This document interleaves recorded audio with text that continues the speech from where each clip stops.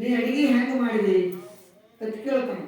ಹಂಗೆ ನಿಲ್ಪ ನಮ್ಮಲ್ಲಿ ದೇವತೆಗಳು ಒಂದು ದಾನ ರೂಪದಿಂದ ಈ ಆಶ್ರಮಕ್ಕೆ ಕಾಮಧೇನು ಅನ್ನುವಂಥದ್ದನ್ನು ಕೊಟ್ಟಾರ. ಅದಕ್ಕೆ ಆ ಯಾವ ಕಾಮಧೇನು ಹೋಗಿ ನಾ ಕೈ ಮುಗಿದ್ರೆ ಸಾಕು, ಎಷ್ಟು ಜನ ಬಂದಾರು, ಅವರ ರಾಜರು, ಅವರ ಋಷಿಮುನಿಗಳದಾರು, ಅವರ ಅನುಗುಣವಾಗಿ ಅವ್ರು ಏನು ಪ್ರಸಾದ ಮಾಡ್ತಾರೆ ಅಂತ ತಿಳ್ಕೊಂಡು ಅದು ತಾನೇ ತಾನೇ ಉತ್ಪತ್ತಿ ಆಕ್ಕತಿ ಅಂತ ಹೇಳಿ ಅವರು ಹೇಳ್ತಾರೆ. ಜಮದಗ್ನಿ ಹೇಳಿದಾಗ ಅವಾಗ ಇವು ಏನಂತಾನೆ ಹಾಕಿದ್ರೆ ಹೇಳ್ತಾನ, ಅದು ನಿನ್ನಲ್ಲಿದ್ರೆ ಇವತ್ತೆಲ್ಲ ನಿನ್ನ ಆಶ್ರಮದಾಗ ಇರಬಾರ್ದು, ಅದನ್ನು ನನಗೆ ಕೊಡೋಣ. ಜಮದಗ್ನಿ ನನಗೆ ಕೊಡಂದ.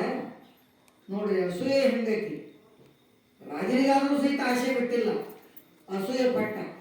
ಇದು ನಿನ್ನಲ್ಲಿ ಇರಬಾರ್ದು, ಆಶ್ರಮದಾಗಿದ್ರೆ ಇರೋದೆಲ್ಲ ಇದನ್ನು ನನಗೆ ಕೊಡು. ಮತ್ತು ದೇವತೆಗಳಿಗೆ ಅವಾಗ ಕೊಡಕ್ಕೆ ಬರ್ತದೆ, ಹೀಗೆ ಕೊಡ್ತಿದ್ರು. ಅವಾಗ ಅವ ಏನು ಮಾಡ್ತಾನೋ ಜಮದಗ್ನಿ, ನಂದೇನದ್ರ ಮ್ಯಾಲೆ ಅನುಮೋದಿಲ್ಲಪ್ಪ, ನಾನು ಹೆಂಗೆ ನಡೆದು ತಮ್ಮ ನಡೆಯೋತೈತಿ, ಬೇಕಾದ್ರೆ ನಿನಗೆ ಬಂದು ಬಂದ್ರೆ ಕರ್ಕೊಂಡು ಹೋಗು ಅಂದ ಜಮದಗ್ನಿ. ಅವಾಗ ಆಯ್ತು ಹಂಗಾರ ಅಂತೇಳಿ ಅದನ್ನು ಹಿಡಿಯಾಕೆ ಹೋಗ್ತಾನು.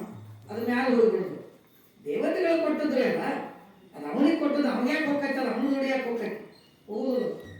ಅದು ದೇವತೆಗಳ ಕಡೆಗೆ ದೇವರ ಕಡೆ ಹೋಗ್ಬಿಡ್ತಾರೆ ಮ್ಯಾಲಿಂದ.